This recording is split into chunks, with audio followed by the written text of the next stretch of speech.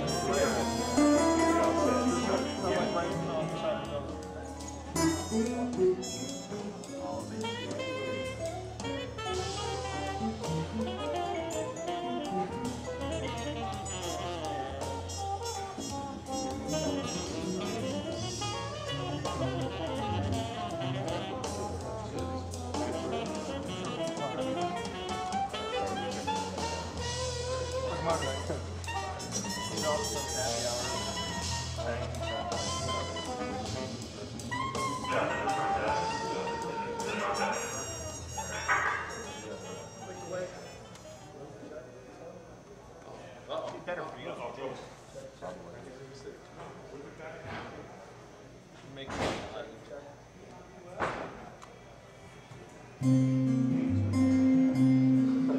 the important part works. I'd like to welcome everybody here to the Sam Ash Taylor Clinic 2004, as well as discussing some of the Taylor models and performing some of his music today. We do have some literature for Taylor, and as well as our artist's original material over here. Our clinician has performed with many artists, featuring Frank Zappa, Robert Fripp, Sting, Steve Vai, Screamin' Jay Hawkins, The Persuasions, many others. More recently with his solo band, Beer For Dolphins, and his new band, the Mike Keneally Band. Thus, I bring to you today to perform and discuss Taylor guitars, Mike Keneally.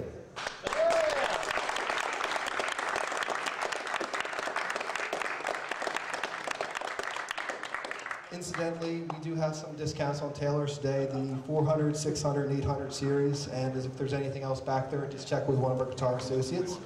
Again, Mike Keneally. Thank you very much. How you doing? Cool. Thank you very much for coming out. Much appreciate it. Thanks to everyone here at Sam Ash for welcoming us and giving us a place to hang out. And thank you very much to Taylor Guitars for putting me out on the road playing my odd songs.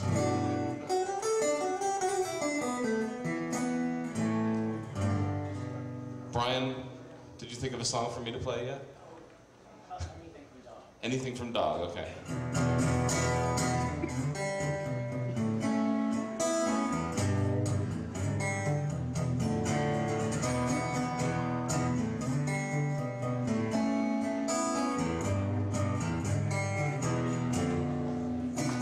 People are afraid to face it, and no polygraph can trace it. I think I ought to say it another way, say it another way, say it another way. Pride is a sin, in case I've forgotten. Pride is a sin, in case I've forgotten. The gas needle says it's easy. It's a challenging time for me. I think I ought to say it another way, say it another way, say it another way. Pride is a sin, in case I've forgotten. So don't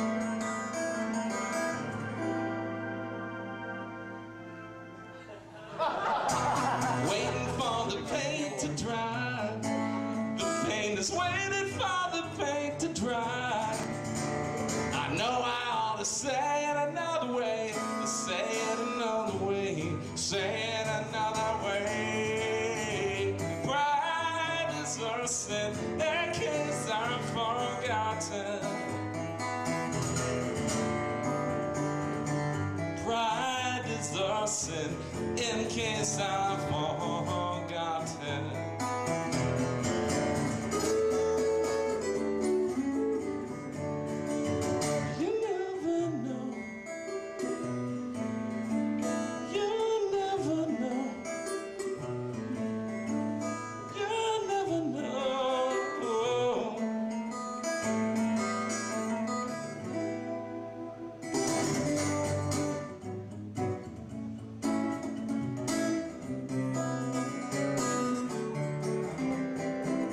I've been saving it up, yeah. Been saving it up. I've been saving it up, yeah. And spoiling for a fight for ridiculous reason. When the only real fight is within. I stepped on the urge of the madman. To say for another day, say it another way. Pride is a sin, in case I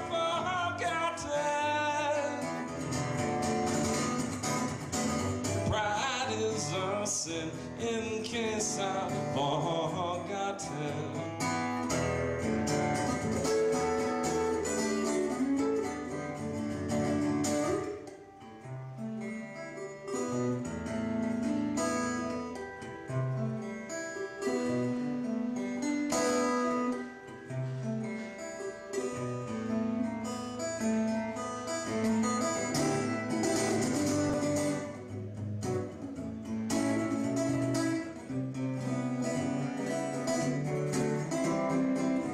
I've been saving it up.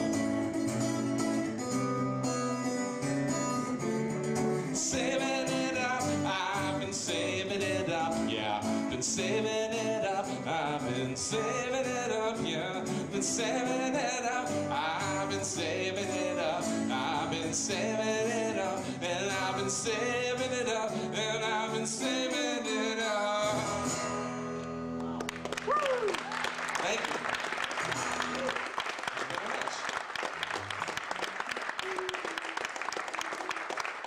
Wow, very cool, thank you.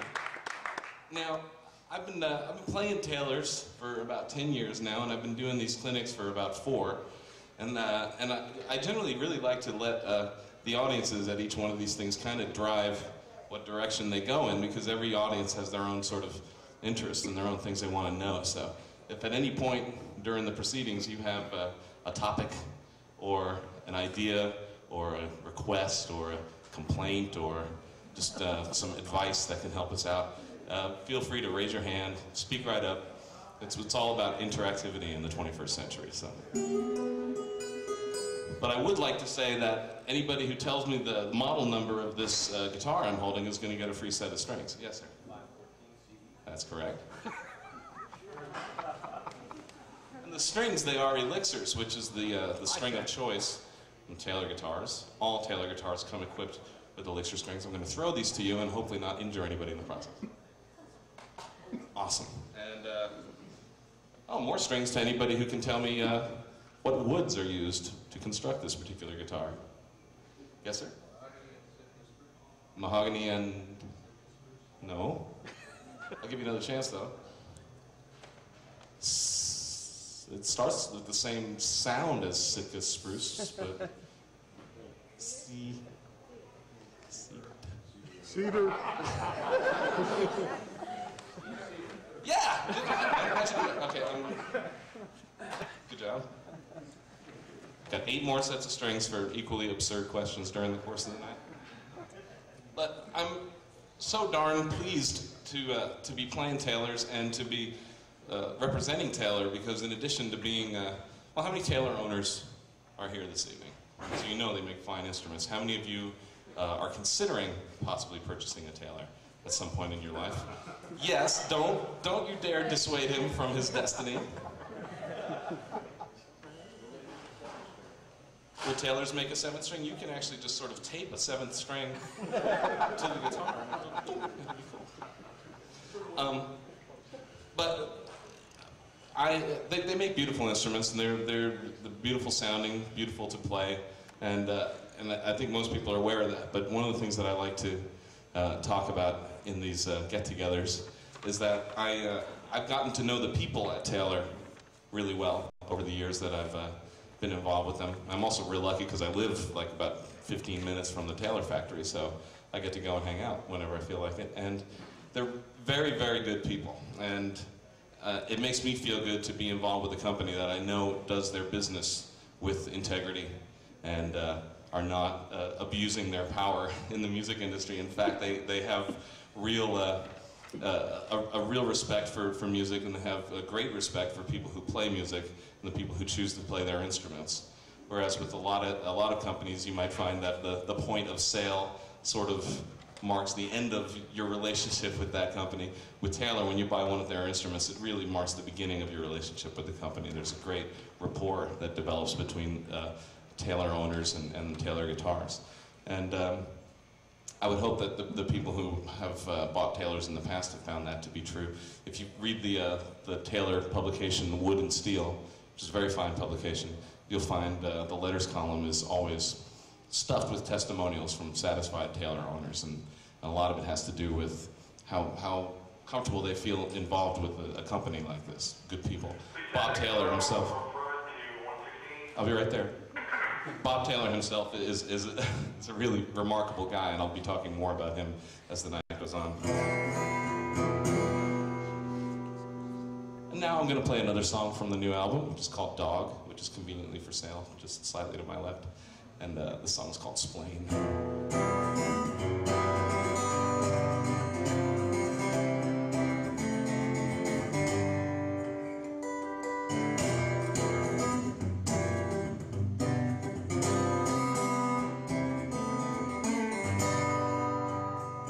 When we say doghead, you say tough. That's the way it's always gone down. Now we gotta fall on up to the top of the plane and crawling on my hands and knees. So my brother, why did you take it? Why did you have to work your grubby hands and grab it? You didn't make anybody's story better. Didn't do a single thing for yourself. All aboard now, all aboard, cause I'm gonna explain it all right now. I'm gonna explain it all right now. When we say the world is filled with people gonna learn to roller skate to heaven, you say I wanna fall up to the top of the plane and crawl it on my hands and knees. And so my brother, can you separate the choleric from his bottom knees? That's when the crowd in the street and the coast is complete for the hamsters that are running the plane. This is remarkable, my car's parkable, so I'm gonna explain it all right now. I'm gonna explain it all right now.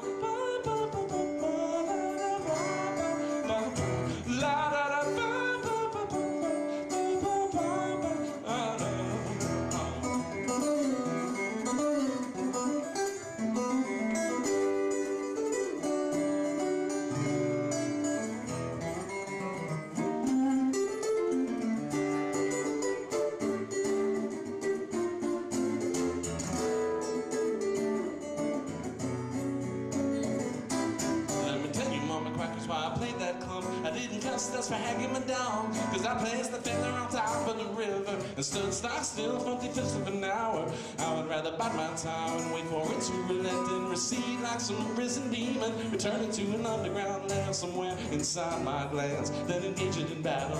I'm trying to squeeze my way through an opening with the drinking stylings on my feet. I am a tailless amphibian again. All aboard now, all aboard. I want you to explain it all right now. I want you to explain it all right now.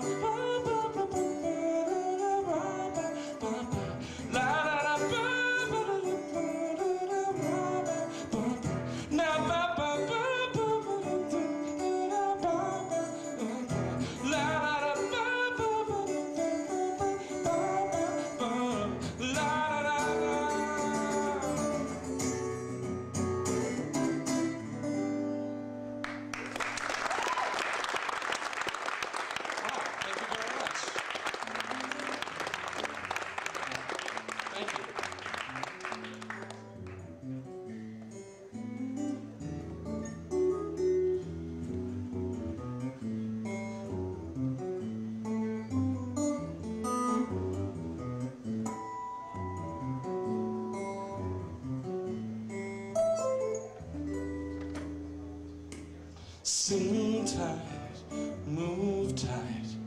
Apollo call to the movement of steam. Apollo call to the moment I dream. Sing tight, move tight. Pebbles unto rock unto a soul brewing beach farm. Apollo call to the Apollo call to the sing tight, move tight. Apollo call to the movement of steam. Apollo call to the moment I dream. Sing tight, move tight. Pebbles unto rock unto a stone brewing beach front. Apollo call to the Apollo call to the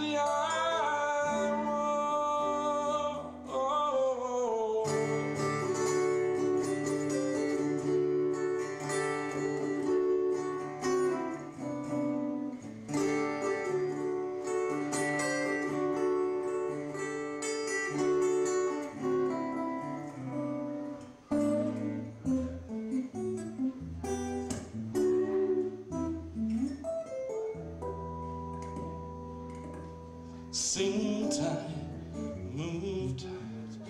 Apollo call to the movement of steam. Apollo call to the moment I dream. Sing tight, move tight. Pebbles unto rock unto the stone brewing beach from. Apollo call to the Apollo call to the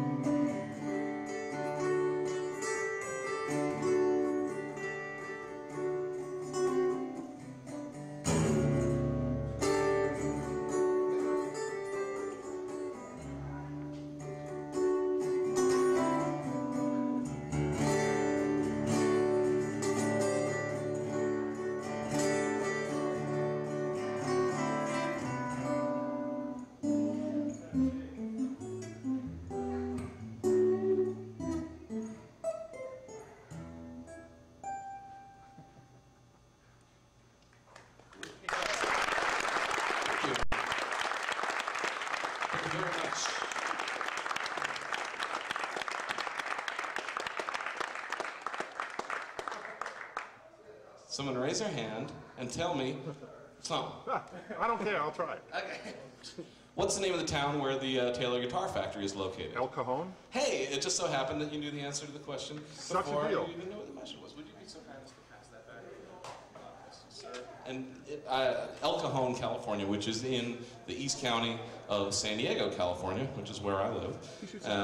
But if you ever find yourself in San Diego, California, make a point of calling the Taylor Guitar Factory first, because they actually do tours of the facility. Has anyone here ever taken the Taylor Guitar Tour? Well, golly, if you have the opportunity, do it. It's not just educational; it's wildly entertaining. And if you're into the minutia of guitar making, and especially sort of mass guitar making, where there's neat sort of science fiction machinery involved and strange machines like you've never seen before. They build a lot of the machines on the premises there that they used to make the guitars, and they're just cool to watch from a sort of techno geek standpoint. But it's also just exciting to see these guitars come to life, and it's very cool. The people at the factory are very generous with their time and information, and it's worth checking out if you get a chance. Does anybody here have a question or a request, or George? About the discrepancy between writing on acoustic and writing on electric. Are there some things that work better, but you have difficulty between translating between the two?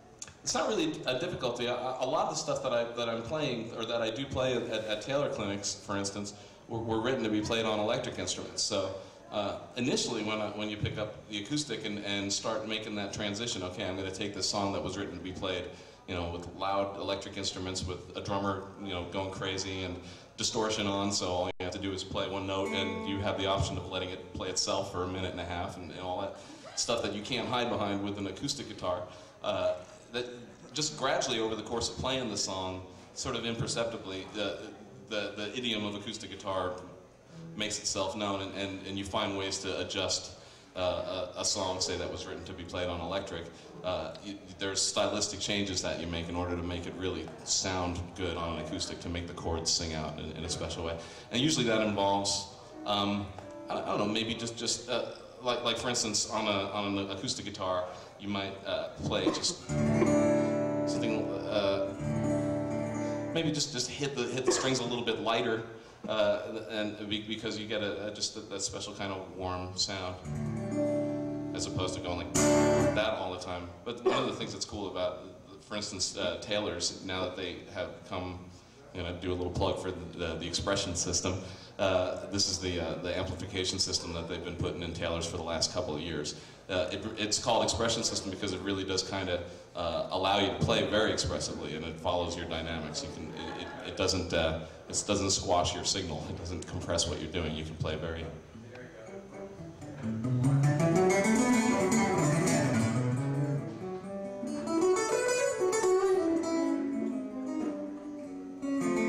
Sometimes you can play more subtly, obviously, when you're playing by yourself than you can with the drummer going crazy behind you. So that's a nice thing too. Although I miss my drummer right now. But as far as when I pick up an instrument to write something, for instance, the stuff on the Wood and Smoke album was all written initially on acoustic instruments and written to be played on acoustic instruments, and it really does give the music on that album a very specific flavor that none of the albums has, and I think it's because it's generated on acoustic instruments, and it's just a special character for those songs. I thought I saw another hand go up. Yeah. I have a 510, and I'm just curious, aside from the obvious shape, what do you find are the differences or advantages in the 14 series versus the 10? I wouldn't necessarily line them up and say this is why this is better than that, because my experience with all instruments, not just Taylors, is that it's a gut level thing, and it's a very personal response. And I have 3 Taylors right now. This is my favorite, and obviously Taylor makes other instruments that are more expensive or more fancy or whatever, but this is the one that I really love right now. It just works for my fingers and my head and my heart and the way I think my songs should sound. So I haven't really done an A/B against the 510 to say, well, this is why I prefer it. I would say that if you were to play the two of them side by side, that would be a much better way of gauging for yourself. That was the same for me. The 510 hit me on a gut level, and I said, I'm taking this home. So. Yeah, well, that's all you really need to know about that. People often ask me, what should I look for when I'm choosing a new instrument? And it's like, just don't think too much. You pick it up, and you know when you love it. And if you don't love it, don't try to convince yourself that you do. The thing that's cool about Taylor's, they make so many different instruments that there's going to be something there that you love, almost certainly.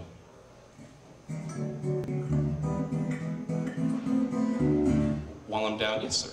Yeah, I have a 510 as well. I got a couple of years ago, and it's the old electronics, I guess you want to call it that. Mm-hmm. It's not the expression system, and I tend to have it in one position, and I just got used to playing in that one position. Maybe I'm not utilizing that whole electronic system, or not. I don't know. But it tends to feed back if I put it in the open mic sound. Right. Yeah. In a lot of circumstances, it will if you've got the blender all the way over to the mic. What's the advantage? I never really played with it much. I just got used to one position and just played it that way. Well, again, it's a matter of taste. You have a lot of tonal variety at your fingertips there, and what you need to do is get in a circumstance where you trust the sound around you. Like if you have an amplification system at home that basically that it's trustworthy. You know what it sounds like. You just start moving control, start fiddling dials around. There's really no ideal setting because everybody plays differently and everybody's music is a little bit different. So you really just have to experiment, and it's fun to experiment anyway. But with the EQ and being able to blend the two different sound sources and everything, there's a lot of tonal variety available to you, and you may, through experimentation, hit upon a sound that's much more pleasing than the sound you've been working with. But don't be afraid to. There's no knob police that are going to burst in and say, don't touch that. Those knobs are there to be fiddled with, so fiddle away. I have the nylon string version that I run through a Strawberry Blonde. Mm-hmm. What other amps would you recommend? Well, SWR also makes an amp called the California Blonde, which I for my taste, is my favorite acoustic amplifier. But the thing that's cool about, say, if you should pick up a, well, do you know if your 510 has a new tech neck, or if it's how long have you had the guitar? 4 years. Okay, so it's probably just prior to the NT technology. Because if you have the new tech neck, you can have the ES system retrofitted. But if say you pick up another guitar that has an ES system in it. For one thing, feedback isn't nearly so much of a problem with the ES system I found. Actually, I forgot what we started with. What was your last question? No, the amps. You said the California. Oh yeah, that's why I was bringing up the ES. The thing that I like about the ES system is that you can actually go just direct into a PA with the ES, and in some ways that's the most accurate acoustic amplification sound I've heard. It really does sort of just present the sound of the guitar itself, the sound of the wood, the sound of your dynamics and your technique with little or no interference or coloring. So an ES system direct into a PA is a very sweet sound. Otherwise, I think that the California Blonde is a really nice amp. And it's a little different, quarter-inch, like quarter-inch and XLR at the other end. Is that how it is with this system? But this, yeah, well, it's. I mean, you can honestly use a variety of cables, but they do recommend that. Yeah. Let's talk more rock. All right. A request. Give me a request. Okay. A Beatles song.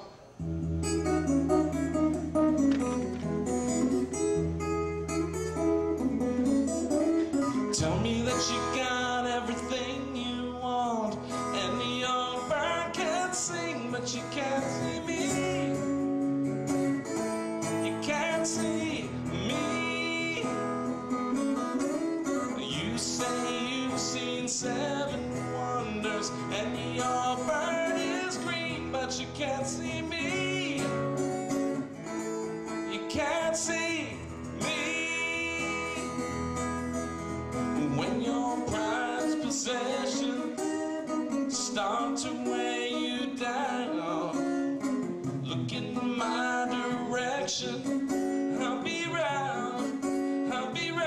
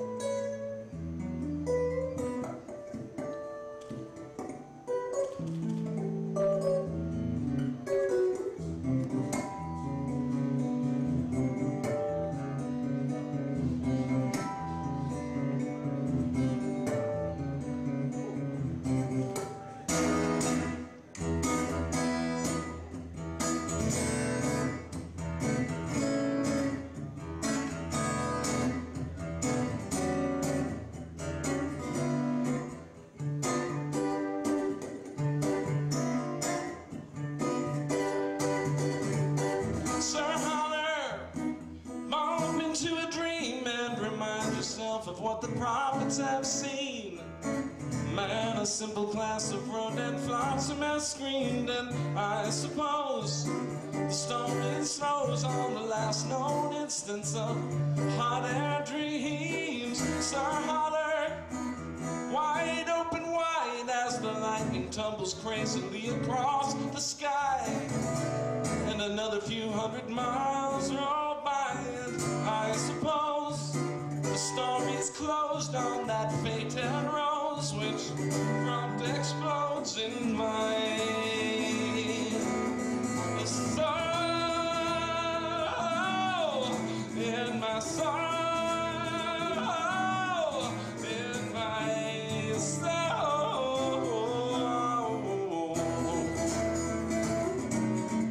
in my soul, in my soul.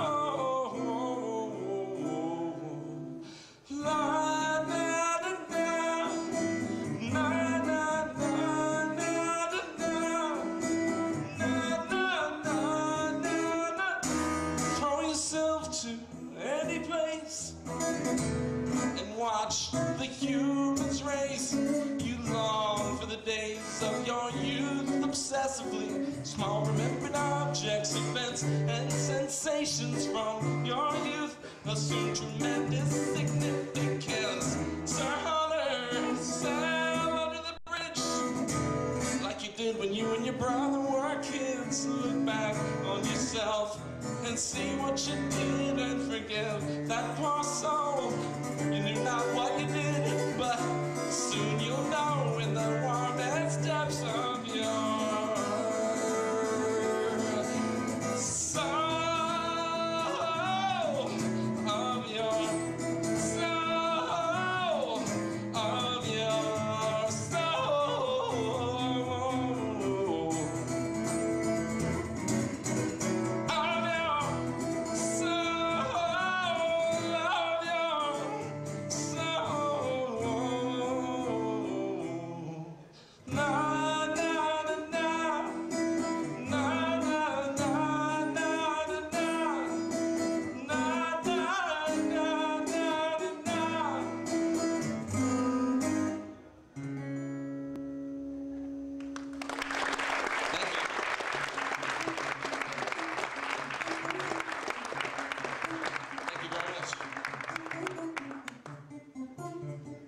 I don't know what this is.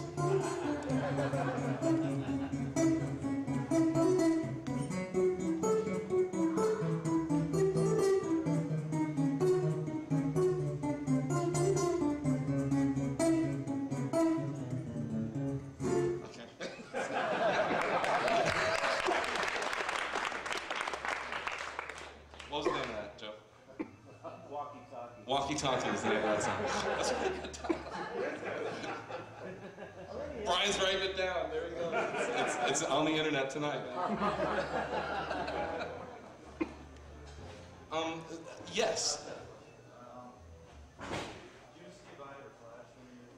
Do me and Steve I ever flash? Take it off! I'm sorry. Don't think when you wrote together, you guys ever clashed. Oh, clash. Well, I never wrote with Steve, and when I was in Steve's band, it was pretty much, oh, that's how it goes. Okay, thank you, Steve. You know, it's definitely Steve's band when I'm playing with Steve.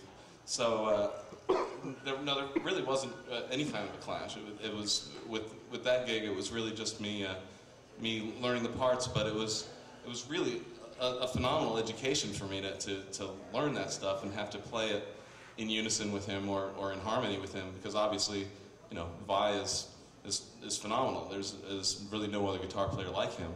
So learning his approach to writing and his approach to playing was really helpful for me. Will always be something that I carry with me, because he's really very devoted to playing the guitar and every little aspect of playing the guitar. He's concentrated on every little detail. So when I was practicing his stuff with him, it wasn't just a question of, oh, I kind of know the notes and now I can play it with you. It's you know, when you make that bend, you better make it at exactly the right speed. You better be no more, no less than a major second, you know, up, and you better, you know, make you know, end right where he ends it, and then when you go for the hammer-on, make sure you nail it at exactly the same time he does. It's just, you know, it's when you think you know it, you can like zoom in, you know, magnify it that much closer and find out, oh no, I don't have it exactly nailed yet. And that's the way rehearsal was with him. We would, like a song like the Attitude song, every little line in that song was the subject of a good 45 minutes of concentrated rehearsal until everybody was phrasing it just exactly right. And then when you play it over and over again to the point where you don't have to think about it, your hands just know what to do, then you can start to possibly perform the song on a stage. But it really takes a long time to practice that stuff because he's really devoted to getting those things nailed. And you knew who to hire. What's that? You knew who to hire. Well, oh, thanks. Well, it's, you know, my stock line is playing with Steve Vai was the best guitar lessons I ever got paid to take. Because, you know, I have tremendous respect for him, you know, and I love him as a person too. We had a fantastic time together. And still collaborating with him on various projects. There's an album that's about to come out of actually solo piano arrangements that I did of 11 of Steve's songs. The keyboard is actually the first instrument that I played. So I still play a lot of keyboards, and he gave me a list of 11 of his songs to arrange for solo piano, and after a long wait, that album was finally just about to come out. So even though I'm not in his band anymore, there's still like projects that we work on together. But Yes, you Jim? almost did flash with Steve when the generator's on the bus trip. Was it, well, you know, he's a lighthearted guy. You know, these things happen. Yeah. Songwriting-wise, how do you know when a tune's done? I mean, you're obviously capable of so much. So when do you stop? Yeah. No, it's sort of. Well, a few years ago I started painting, and I think that the discipline of painting taught me a lot about songwriting and vice versa, which is that every gesture is very significant, and if you pile a lot of stuff on just because you can, that's you know, that you're not necessarily going to result in good art, and finding a balance is what it's all about. And it's hopefully, to me, it has something to do with when you have something that seems to resonate with the world around you, the song will tell you when it's done. And for me, songwriting is a process of staying out of the way as much as possible, trying to keep my ego out of it and trying to let the music come through me with as little interference on my part as possible. So songwriting is always, generally just starts with like a little seed of a melodic fragment that, like, whatever thing I was just playing, that, you know, it's just like a little motif or a melody or maybe a chord progression. And then, you know, it'll arrive in my head, and then I'll figure it out on an instrument, and then I'll play it a couple times, and I'll say, okay, what do I want to hear next? What feels like the next logical thing to come in after that thing? And so, in a way, songwriting is just a process of lining up these things, and hopefully just getting that feeling when, yeah, that's it, that's the song, that's there. It's sort of like with sculpting. You know, it's a big block of marble, and somewhere in there is a statue of David. You just have to get all the extraneous stuff out of the way, and songwriting is the same way. Another somewhat similar question, but more related to performance. And I think the answer is kind of probably going to be somewhere along this line. But for someone technically as accomplished as you are, you still maintain a lot of passion and like just going for it. I'm kind of like a high school kid who's just like banging away at your Doing all the stuff I couldn't get away with in high school. But like you still manage to retain that being as accomplished on the instrument as you are. It seems like a lot of people tend to lose that. Well, I think a lot of people, they sort of look at technique as an end in itself. And for me, technique is a tool, the same way the guitar is a tool, or, you know, my hands are a tool, or whatever. All these things are just in service of hopefully the greater good or whatever. But, you know, basically, I'm just trying to serve the music and whatever it feels to me like the music is insisting on at that moment. So whenever I play a song, it never is really the same way twice, because there's in every room I play in, when there's a different bunch of people, that generates a different energy and a different set of requirements and a different sound. Everything always changes up. So for me to get in a situation and say, this is my song, and I insist that it always go exactly this way, and please be wowed by my tremendous technique, that's not what it's about, you know? because I'm really not trying to impress people. I'm trying to connect with people in some way. So it's when I'm playing music, the music is the song is a starting point for the making of music. It's not the end point. It's where you start, and each song presents an opportunity to shape your building blocks in a slightly different way every time. So I get way into it because it's a process of discovery for me every time I play for people, and it's exciting because I really never know exactly what's going to happen. So. And that's the motivation to play every day.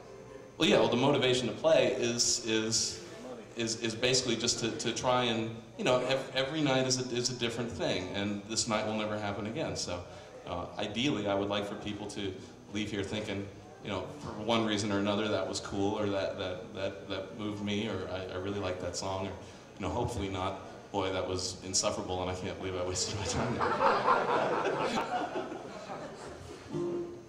Hey, can you tell us something about your like the Zappa audition process?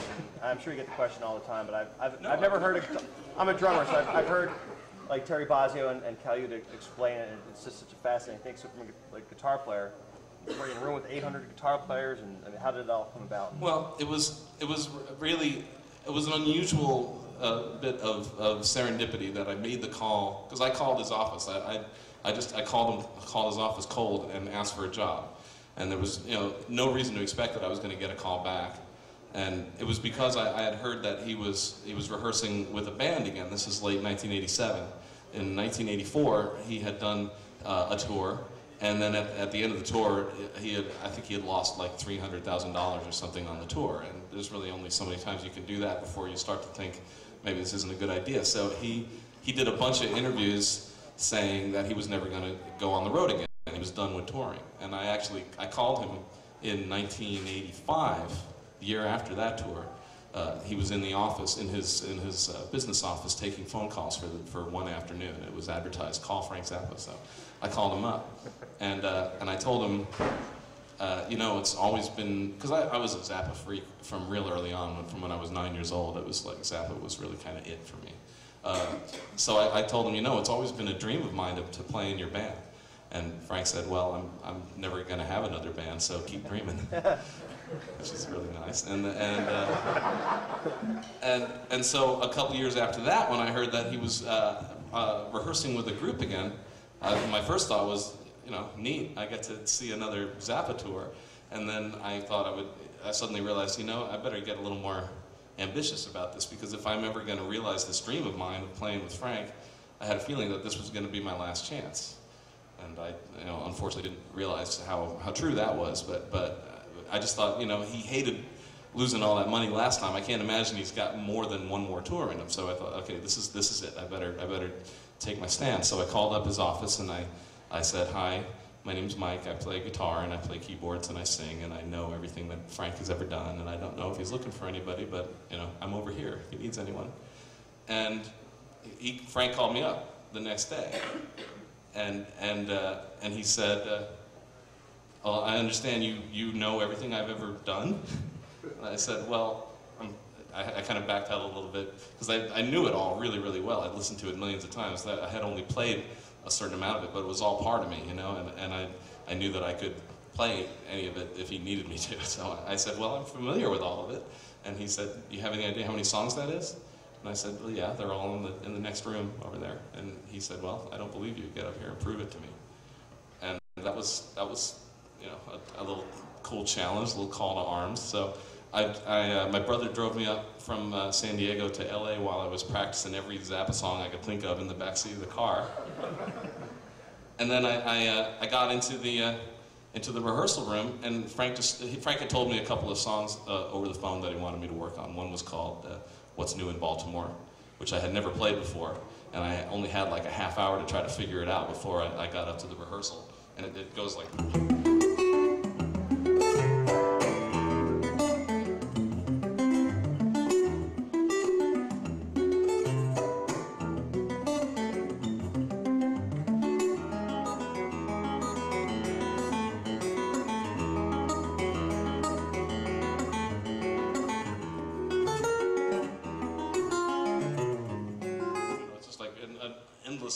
amount of notes. And at this point, all you are is a guy who's made a phone call. Sorry, yeah, exactly. And so I played that for him, and another thing that he had asked me to learn, and I hadn't had time to master it at all, but the fact that he had just mentioned it to me that afternoon and that I was able to kind of play it for him, I think indicated to him that I was a pretty good resource for him, because he could just name a song and I could come up with something pretty performable pretty quickly, and that given a little bit of time, I could really be able to play it for him. But at that time, like, you were just a guy who made a phone call, right? He hadn't heard of you, or... He had no idea who I was. Okay. I mean, a week before this, I was playing Huey Lewis covers in a room the size of that speaker, I had no professional music experience. I was playing top 40 in really divey bars in San Diego, and there was no reason for him to hire me. But he had told. I remember him saying in an interview that his band was the only sort of top-level touring act that anybody could get in if they could cut the gig. You can't call up Led Zeppelin and get in the band just because you can play the parts. But with Frank Zappa's band, if he finds out about you and you can cut the parts, it doesn't matter who you are and what your experience is. You'll get the gig. So that was encouraging to me. Right. And so at the audition, he just started naming songs, and I remember it was some of the songs I had never played before, and if it was something I hadn't played before, I would say, give me a second, and I would just sort of stand off to the side and figure it out, because I loved the music so much. It was so much a part of me that all I had to do was let it out.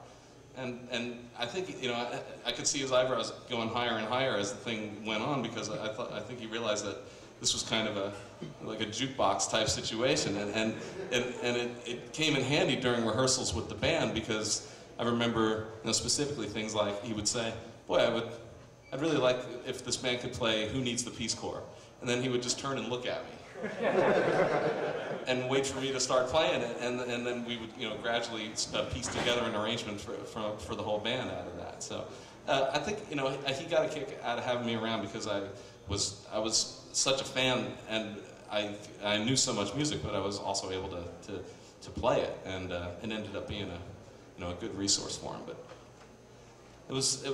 the audition was really fun. He had me sing with him, and I was really nervous, so my voice was kind of shaky. So we were harmonizing, and he said, "Oh, I think our voices blend pretty well together, but I'm not so sure about that vibrato in your voice." Don't worry about that. That'll go away over time. And then he had me play a piece called Strictly Gentile on the piano, and he put the music in front of me. I don't sight read very well, but I knew the song real well, so I was looking at the music and making believe I was reading it, but actually I was playing it by ear.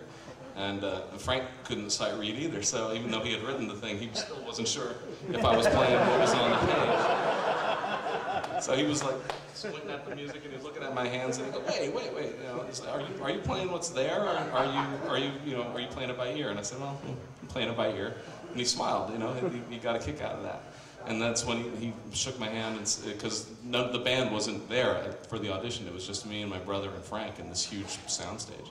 So at the end of it, he shook my hand and said, "Well, come back on Monday so the rest of the band can witness your particular splendor." And that's the quote I'll never forget.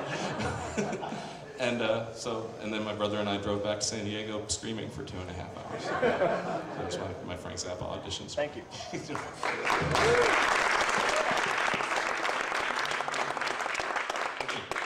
All right, so yes. I'm one of your newest fans, thanks to my brother. Thank you, brother. Thank you, brother. It's kind of like the chicken or the egg question. This is actually The egg. Two-part question. The egg, definitely the egg. Two-part question. First question, I know myself and a lot of my friend musicians, you're either a lyricist who writes the music, or you're a musician who writes the lyrics afterwards, and I'm sure you do a bit of both, but what do you gravitate toward, and do you wind up noodling on the guitar and then writing something around it, or do you hear it in your head? It really does come a variety of ways, and honestly, I think each song probably has a slightly different story to tell. But I do write a lot of the time. I will write. I'll just let lyrics flow out onto the page without thinking about the music, and then other times I'll be just writing music in a free-form kind of way without thinking about how lyrics are going to work. And very frequently, I'll find that some lyrics that were written randomly happened to match up surprisingly well with some music that was written randomly, and that's always a fun thing when you find these two things that feel like that they were meant to be together, but that just came out at different times. You just gotta like shuffle through the pages until you find the pieces that fit, you know. But and then sometimes it's like there's a song called Potato, which that all just showed up all at the same time. Music, lyrics, chord structure, it all just arrived whole. And that's always like a blessing when that stuff goes down. It's you know, surprising and cool, and it really feels like you've just, you know, it's not even writing a song, that's just getting a song, you know. So that's cool. But I don't necessarily think of myself as, when it comes to songwriting, as a lyricist first, or as a musician first, or whatever. But I just kind of think that it all arrives in its own time, and whatever comes first isn't particularly relevant. But it does make a difference, you know, because if you write some strange music and then you have to make lyrics fit to it, that's different from when you write lyrics and then you make the music sort of fit the natural meter of the lyrics that you've written. Because one thing sort of dictates how the other will follow. There's a call to say that reindeer came to town. Get on your feet, my brother. Now we went around and now the news anyway. You met my parade, and now you know there's a time and then there's a time for nothing. No, because I'm off and gone. Last hand in love alone until you're dead and gone. And let us put near and far all the hazy sun, don't worry away. Let them know that I may miss rain and sound and another morning, rain and sound and all of the bedtime. No, looming run away. Man, Sarah, who made it just as a robber blue sky. You made it another night, let them move me. Say no, and let us put near and far all the hazy sun, but don't worry away. Let them know that I may miss out.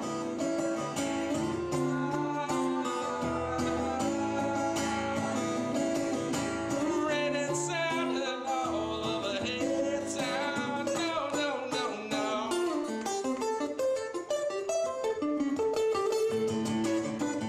Well, it's been the case, is it cause to say that reindeers cloned the clown? Because I'm off and gone. Now we're around and now the news anyway. You met my parade. You met my parade. You met my parade. You met my parade.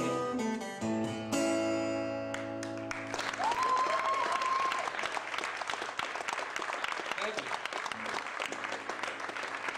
What a nice bunch of people.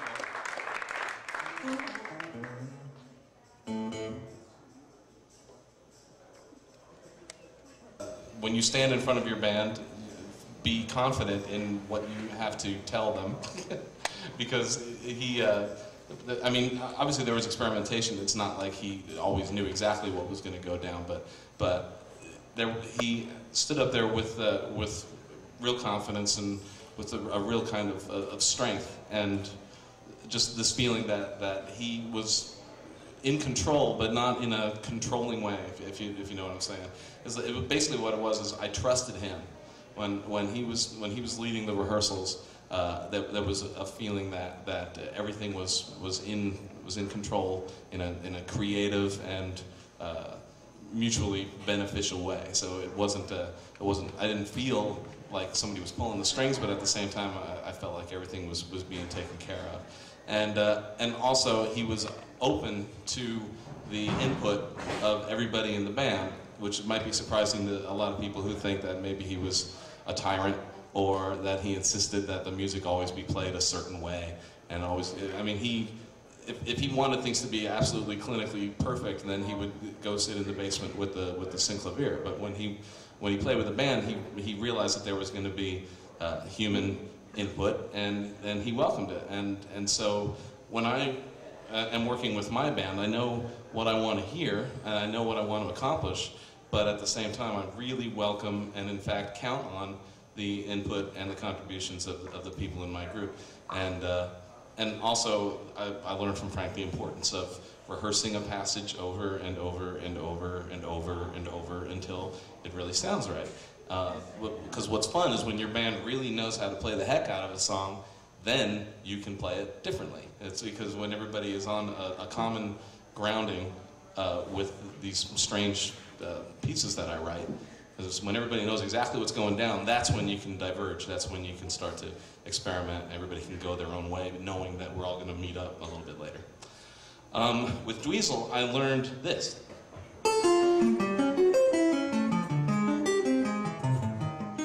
I only know two guitar exercises, 2 finger exercises on the guitar. And this is one of them Dweezil showed me. And I think a lot of guitar players probably know this one.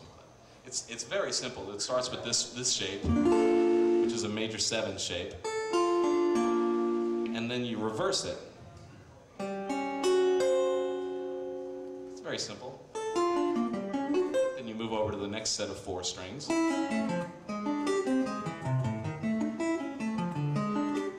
The neck.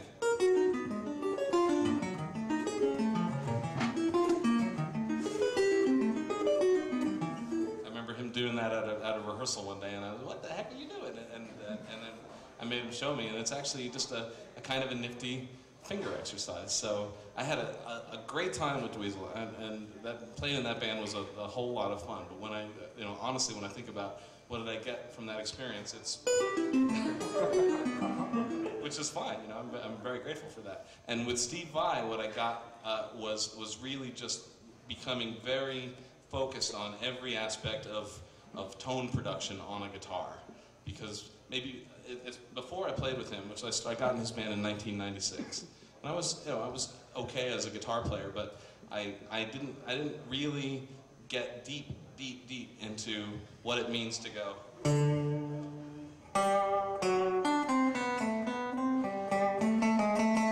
Even just the simplest stuff, but really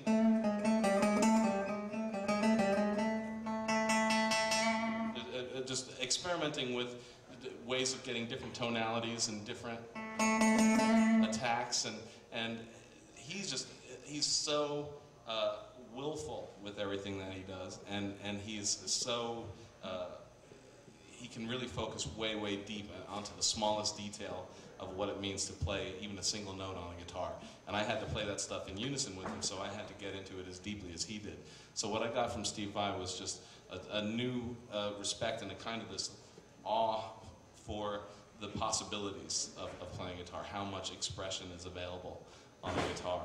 And I mean, there's a reason why Steve is so revered by his fans, and it's not because he can play fast, it's not because he can shred, it's because he really just wrings a lot of soul, a lot of spiritual quality out of the guitar. When you see a whole audience singing along with every note of the most insane guitar solo, it took me a while to get into his vibe of playing things exactly as he had played them on the record, because I'm way into improvisation. I like to stretch forms. I like to play things differently every time I play them.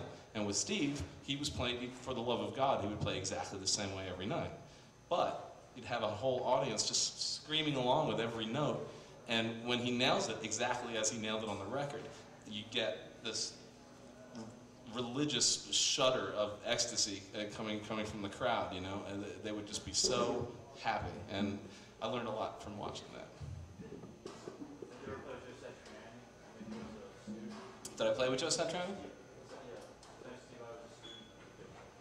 Steve did take some lessons from Satriani. We all lived in Long Island at the same time, I subsequently found out, but I was only 1. So I didn't get to take any lessons from Joe when I was 1. But I never really played with Satriani that much, except for at the jam at the end of G3, I would get up and sing "My Guitar Wants to Kill Your Mama" and stuff like that. But Joe is obviously, he's a great guitar player and he's really cool, but I never really got to sit and jam out with him. Eric Johnson is the guy that was on the original G3 tour that I had so much respect for. Eric, he's the one guy on that tour who really would improvise a lot every night, and every single improvisation would just be stunning. You know, just like so. His touch is just magic, and his tone is incredible. Eric Johnson is a special guy. All right, enough talk, more rock. Somebody's, yeah. Eileen and I would be thrilled if you played Rosemary Girl. Will you dance? Okay.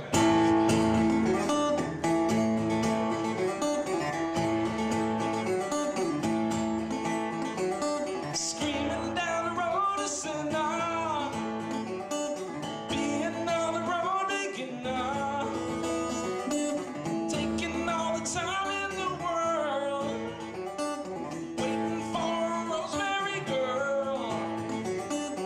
The task at hand is nothing new. To others, all lovers, so you can depend, it's up to you. Trace my heart to raise the issue. If you're gone, you know I miss you. Taking all the time in the world, waiting for a Rosemary Girl. Oh, doctor, I'm a troubled boy. If she'd say, I'll go stay, you can depend, I'll jump for joy.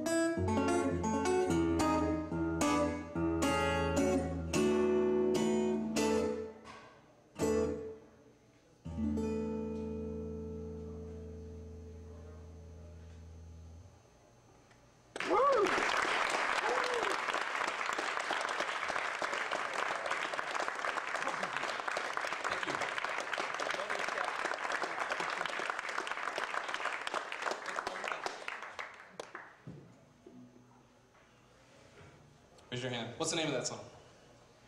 Wish I knew. No. Did you say dog? Dolphins. Close. Yeah? Them dolphins is smart. It's sort of, almost. It's sort of very... No, it's near that. It's near that song. Yeah? No. You got it. What was it? Thanks, George. 1988 was a million years ago. It's actually, that song is a sort of a tribute to Frank, or you know, something to Frank. It's for Frank. I need another request. I want to play another song. Potato. What? Who's 2001 for? 2001 is not. I mean, it was, the music was really heavily influenced by Todd Rundgren and Steely Dan and Stevie Wonder, the Beach Boys, like early 70s Beach Boys, Holland era Beach Boys. But the song itself is, I was thinking about Engo Pa, who's the hero of Wooden Smoke, even though it's not explicitly stated. But in the weird little hidden plot line of Wooden Smoke, Engo Pa is the main character, and that's who that song is about. Yeah? I got a question for you.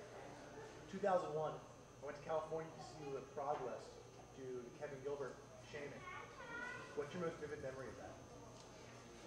What's my say? When you think about that. When I think about doing Shaming of the True live, what do I think of? I thought I wish we could do it a lot more, more than anything, because we only did it the one time, you know. And there was the recording didn't work. We had the like multi-track recording capabilities set up backstage, and they just didn't work. So the show wasn't captured properly, and it was also, you know, a very complex show. Not enough rehearsal time. There never is. So we all wish that we could have done it more, but it was very moving. I think everybody in the whole room was like very, very touched by that night. It was the Shaming of the Truth, for anyone who doesn't know, was a rock opera that was written by a really dear friend of ours named Kevin Gilbert, who was a songwriter, producer, singer. He passed away about 8 years ago, but most people know him probably for his work on the first Sheryl Crow album. He co-wrote a lot of the material on that album, but he was just phenomenal. He was also the lead singer of a group called Toy Matinee. Amazing guy, really cool. Yeah, I can't do shadows. I was not ready for you. What's that? Bloody face. Floating face. I need a piano for that. See me in the keyboard department after. How about Cadence and Cascade? Yeah. Wow, that's interesting. Yeah. I don't even know if that's Desire Neck. Put some Frank. I can. There's kids here. I can't do songs with language like that. I'm sorry. Okay, I can do that. A zillion minutes it seemed, the smoke flow into the stream. I wrote some new ones cause the old ones meant nothing. I hope that gravity's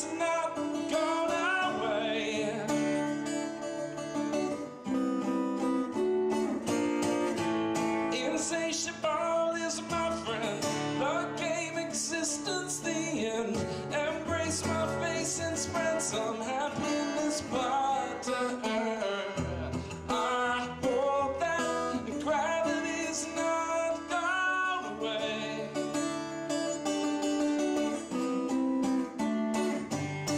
Now you go in to sing, 'cause it's potato, potato, potato. Yeah, it's potato, potato, potato. And it's potato, potato, potato, potato.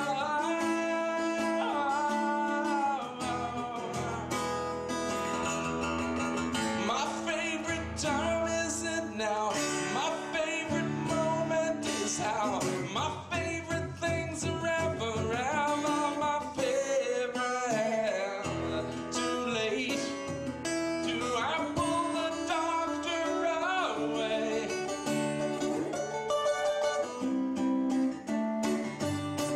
Now you go in the sink, 'cause it's potato, potato, potato. Yeah, it's potato, potato, potato. And it's potato, potato, potato, potato.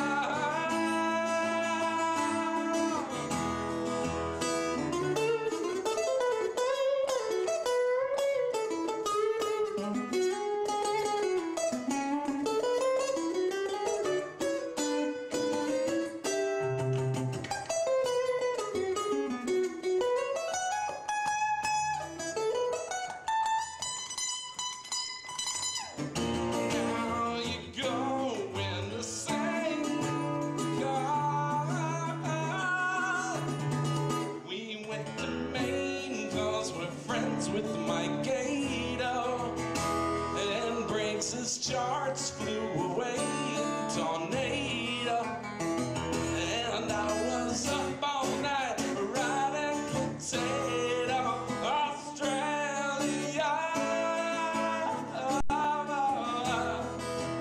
Potato.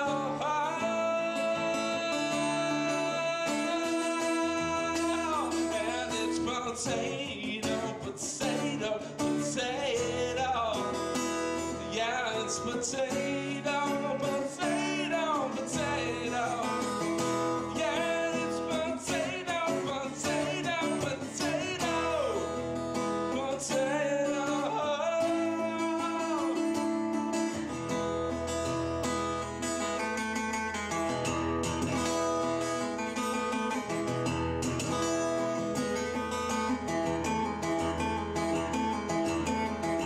My friend that you are and me, I'm glad that you'll never see the thing that got me started singing potato.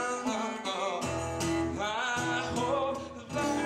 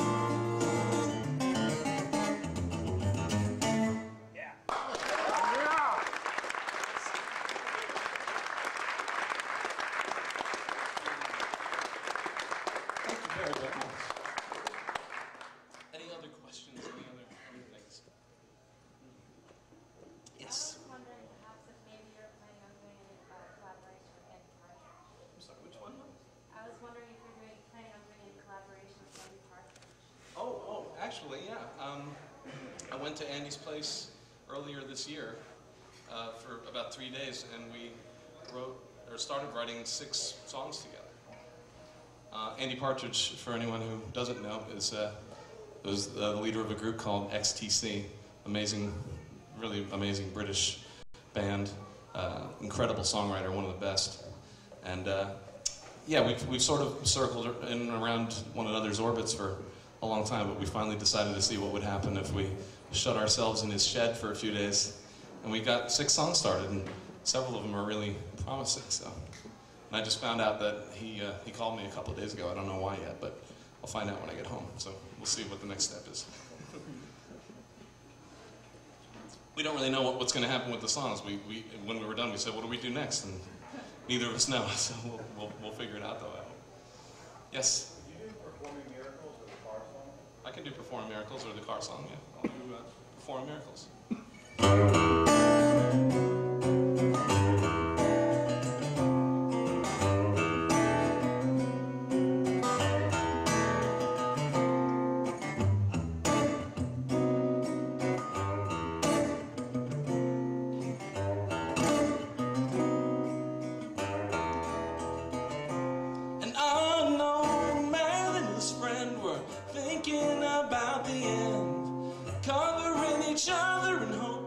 What's gonna happen down the road? Performing miracles, that was where I found them. Sitting in a circle with the tools of hope around them. One said, this is what's true, I'm presenting my case to you. The truth is a necessary evil. I don't want to hear it and I don't believe you. Performing miracles, someone top it. I've been around it and I hope it's not too late to stop it.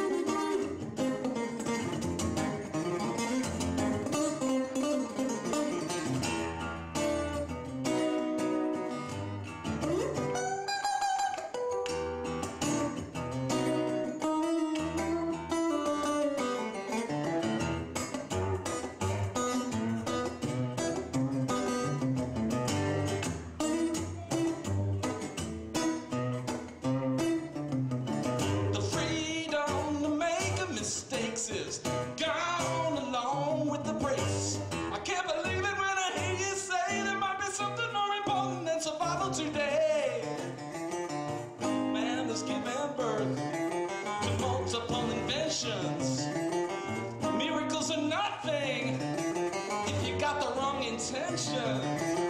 Performing miracles, how could someone stop it? Being in a circle with the tools of hope around them.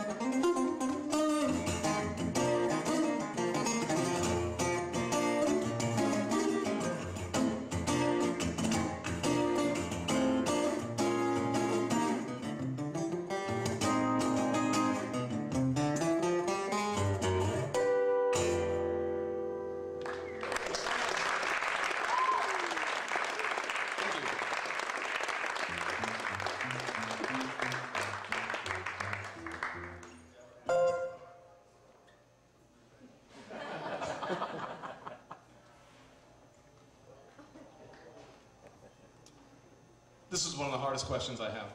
Who is the youngest person in the room? That little kid is gone. Huh?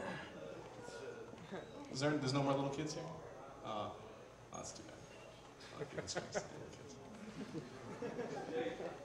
kids. Scott, I think it's a question. Here he comes. Where can you hear Keneally music 4 hours a day, 7 days? Where can you hear? Yeah. Plug. Radio Keneally. That's right. And not only is it a fine trivia question, it's like an important piece of knowledge. RadioKeneally.com is an internet radio station we started up a few weeks ago, and it basically plays my music nonstop. Everything from the released albums, but also several hundred tracks, unreleased live music, and studio outtakes and things of that sort. So if you want to check that out, please go to RadioKeneally.com. I think a set of strings for you over there. Yeah. Oh, who's the youngest person in the room? Okay.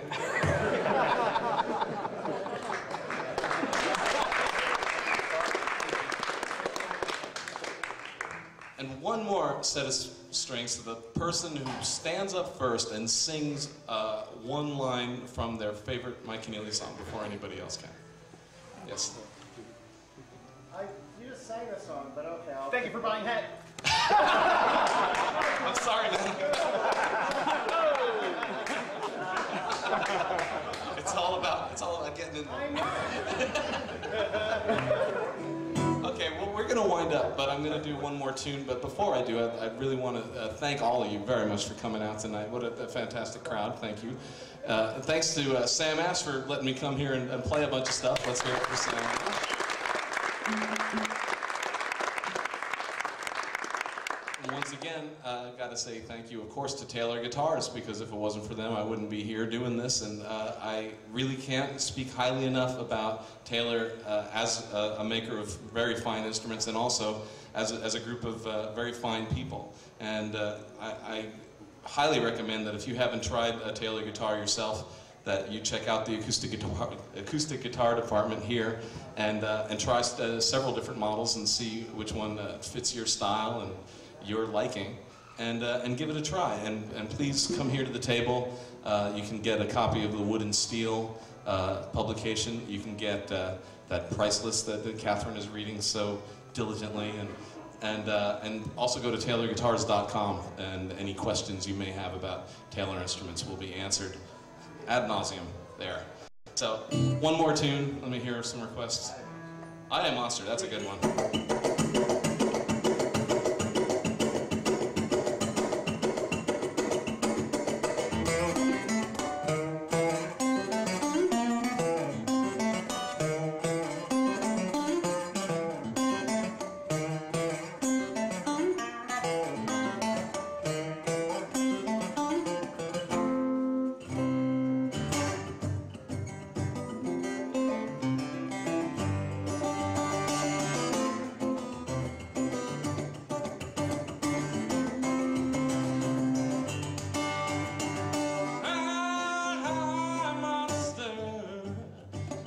By primeval slime, plotting out sins, mind boo grins, and wreaks havoc through recorded time.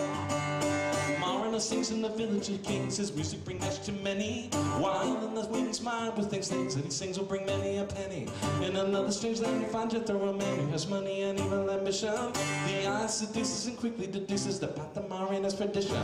I am a monster, with money man deep in its pocket, steals Marina's magic and conceals it where none may unlock it.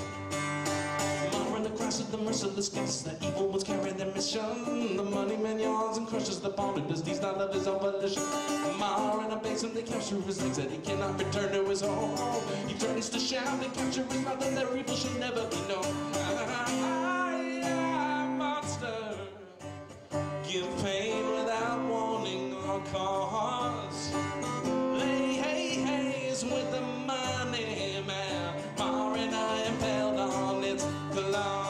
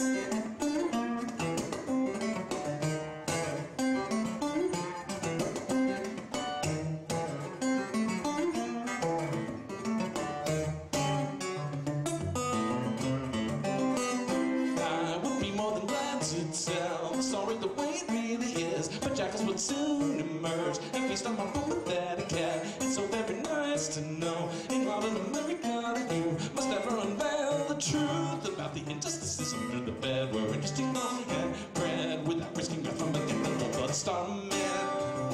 Who's to be all that you are when you come to 10? And so I must sing you this tale as a metaphoric stew, because if you knew all the facts that may come for you.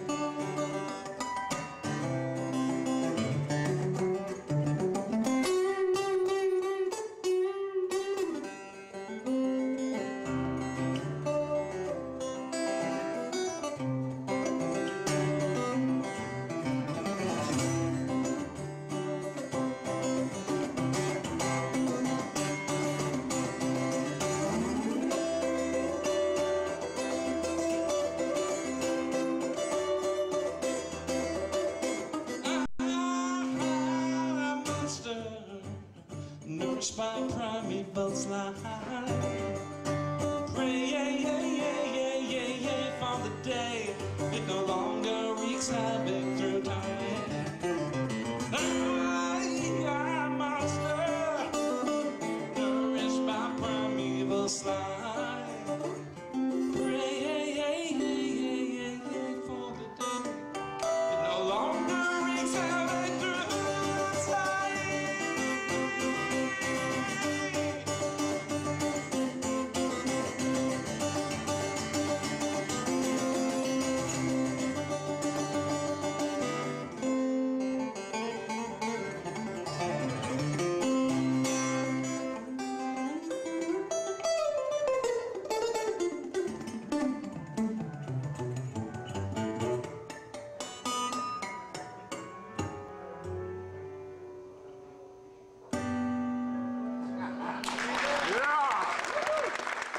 Thank you very, very much.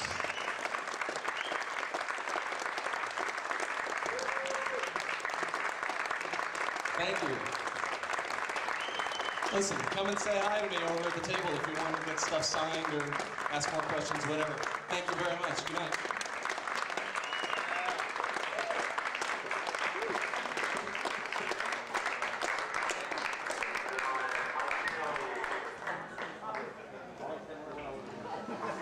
Yeah.